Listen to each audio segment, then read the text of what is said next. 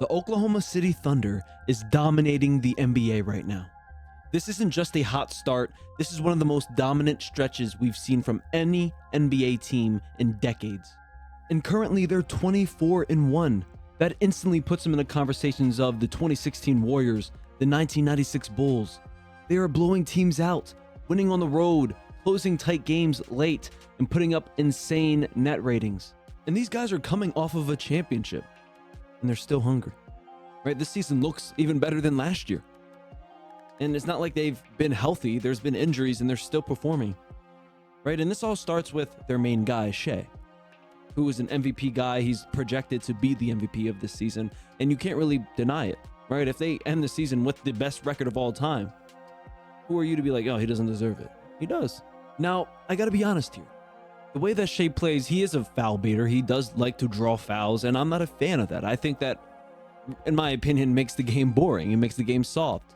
And as a Sixers fan, okay, I've watched Embiid do it for years. And yes, sometimes you root for someone, you're like, oh, you know, because you're rooting for them, right? For OKC fans, I understand why you may have to defend him all the time. He's not a foul baiter. He is a foul baiter, right? Jalen Brunson's a foul baiter. Most of these top guards foul bait. That's just how you win in the league now. And you can't blame the players. You have to blame the referees. You have to blame the people who conduct the rules, right? You can't get mad at the players who are outsmarting the system. So with that said, you still have to give him his credit. He's still dominating the league, and his team is dominating. What makes the Thunder so terrifying isn't just Shai, it's the supporting cast around him. Now let's start with Chet Holmgren. He's the anchor of everything they do defensively. He averages around 2 to 3 blocks per game, but the real impact is the shots that he erases without blocking, right? Guards don't want to drive in the paint because of how tall he is and how lengthy he is, right? Now you look at his offensive game. He spaces the floor like a guard. He shoots high 30s from 3, running pick and pops with Shai, attacking closeouts, and finishing lobs. There's maybe 2 to 3 players in the entire league that can protect the rim and space the floor like Chet Holmgren. Next, you have a Jalen Williams. This guy is the perfect number 2 or number 3 option. He can score from all 3 levels, guards multiple positions, a great defender, and he's also great off the ball. Similar to a Klay Thompson, but honestly, Jalen Williams has more to his game. There's guys like Caruso, Isaiah Joe, Isaiah Hartenstein. There's so many players off the bench that still produce. Usually when their starters sit out, the production starts to drop. Not with the Thunder. They have guys that shoot threes, know the system well, and run it well. What makes the Thunder so good is the fact that they're great in offense and defense. They lead the league in efficiency on offense. They rarely turn the ball over. And honestly, when you talk about their defense, that's where the dominance really shows. Chet anchors the interior, but the whole team switches, recovers, and plays with insane effort.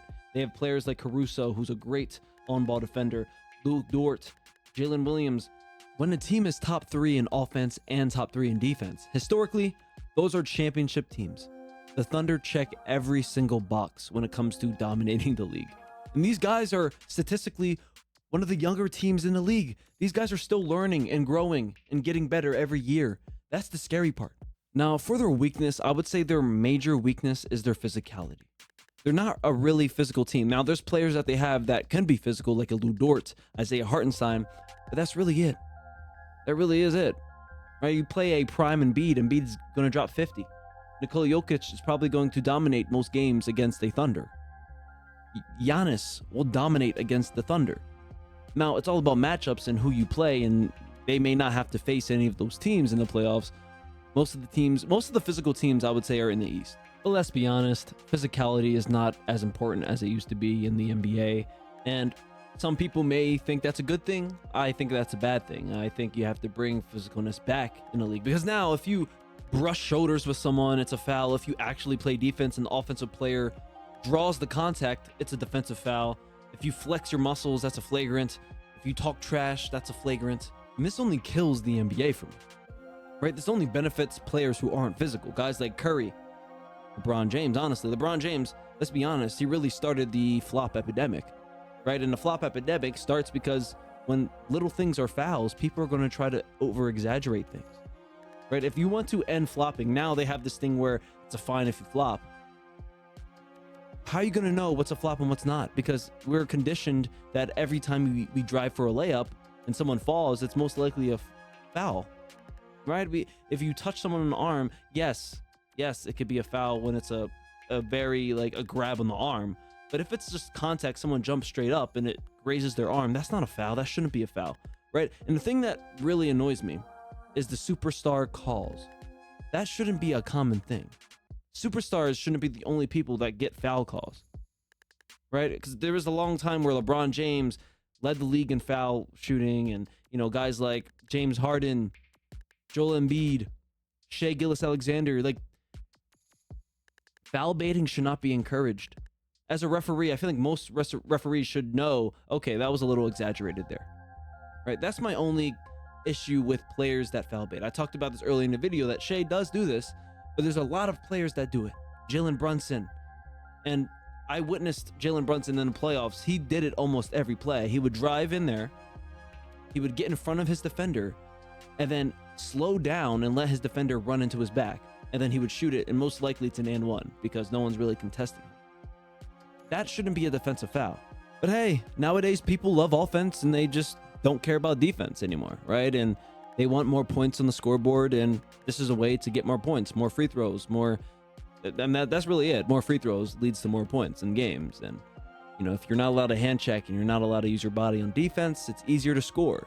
So these are the things why when we talk about stats and we like to compare players from the past and the players now, you have to remember, yes, maybe they weren't as athletic as they are now, but the defense was harder. These guys were hand checking people. These guys were using their bodies more, throwing their bodies at the offensive player. So as an offensive player, if you're averaging, let's say 25 points, that is impressive because guys are hand checking you. They're allowed to put your hands on your body and dictate where you can go.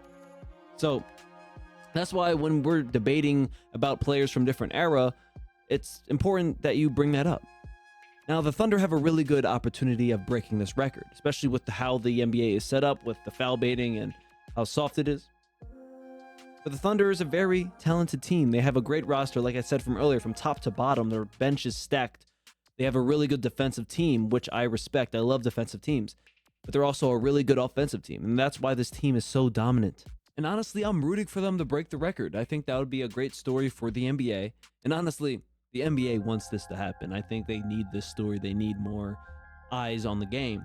So I will be focusing on the Thunder. And, if they lose 2 games in a row, that's probably going to hurt a lot of momentum of breaking the record. But, I'm excited to see what happens. I will be covering more basketball as well.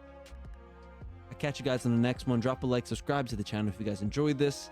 Peace out.